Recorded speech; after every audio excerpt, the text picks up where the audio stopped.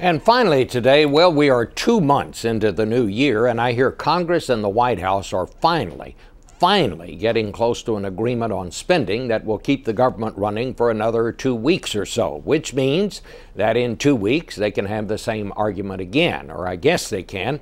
Frankly, I tuned out and went to Houston to see something more interesting last week than the Washington back and forth. People in Houston were raising money for the Texas Children's Hospital, which leads the fight against children's cancer. They don't mess around in Houston. They put on a dinner and raised just over $4.5 million. One dinner, one night, $4.5 million. And there was even more.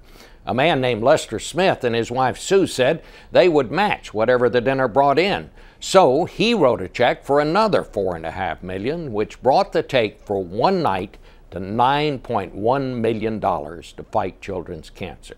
Even better was the afternoon I spent at the cancer hospital, where Dr. Zoanne Dreyer gave me some even more astounding numbers. She told me that in 1965, the survival rate for children with leukemia, the leading cancer among children, was just 5%. Today, it is 85% that survive. Now that makes you proud.